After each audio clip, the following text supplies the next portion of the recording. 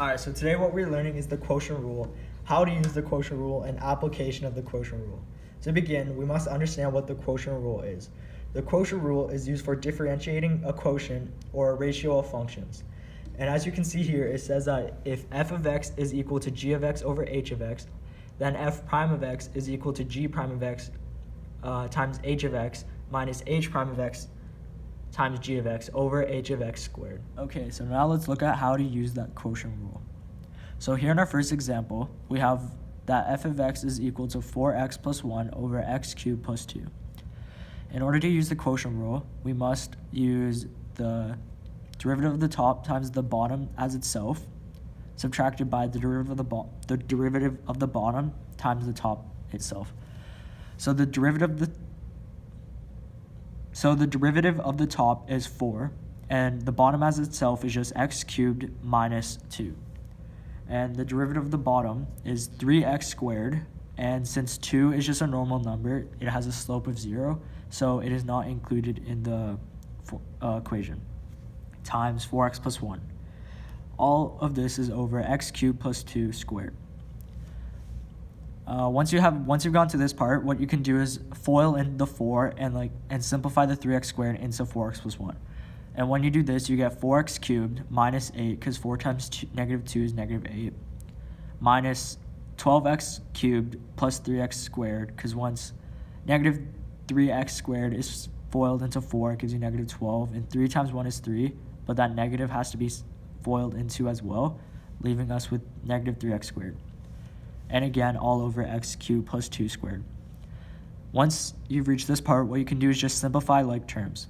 4x cubed and negative 12x cubed put together gives us negative 8x cubed.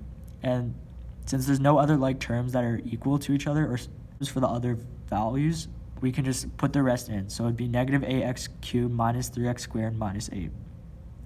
All over x cubed plus 2 squared. And this is how to use the quotient rule for this example. Now, let's move on to another. Okay, so now let's look at our second example for how to use the quotient rule.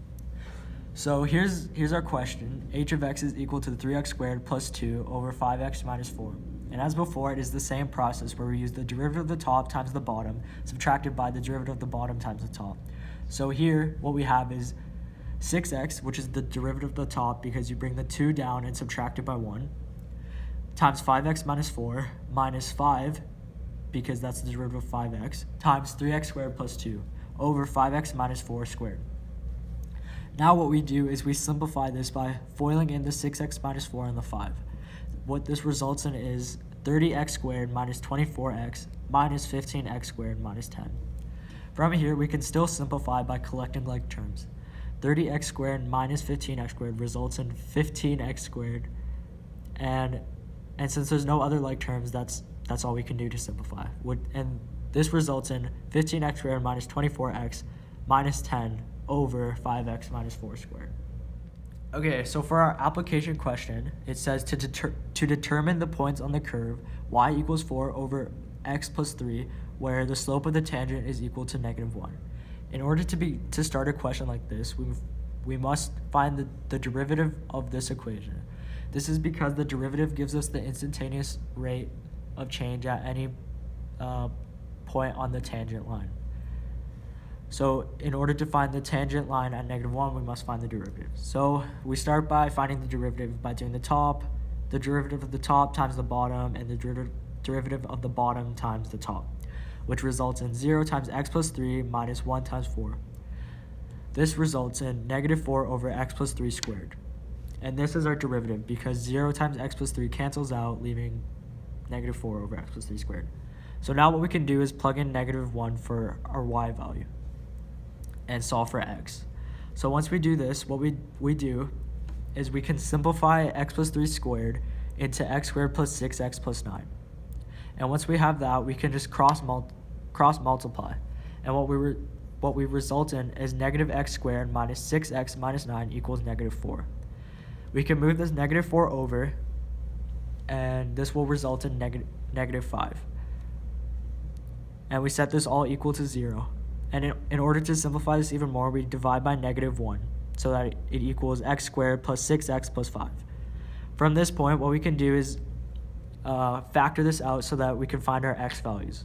So once we factor this, we get x plus 5 and x plus 1 because 5 times 1 equals 6 and 5 times 1 equals 5 and 5 plus 1 equals 6. So our x values are -5 and -1. Once we have our x values, what we can do is just plug straight into the original equation 4 over x plus 3 to find our y values. And once we do this, we get that the points are -5, -2, and -1, 2. Okay, our second application question states to determine the equation of the tangent to the curve y equals 2x minus 1 over 3x plus 2 when x equals -1. In order to start this question, we find the derivative of the equation, and that results with 2 times 3x plus 2 minus 3 times 2x minus 1 over 3x plus 2 squared, which can be simplified to 6x plus 4 minus 6x plus 3, which can also be simplified to just 7 over 3x plus 2 squared. Once we have this, what we can do is just plug in our x value in order to solve for the tangent. So since our x value is -1, we plug in -1 into this equation, which results with 7 over 1, which is just 7. So therefore the tangent is 7. Once we have that, we can just plug the 7 into the y equals mx plus b equation in order to derive our equation. So we have y equals 7x plus b. And since we already have our x value, we can just plug in -1. However, we don't have our y value. So in order to find this, we plug -1 into the original equation in order to get our value. And as you can see, that equals 3. So we do 3 equals 7 times -1 plus b.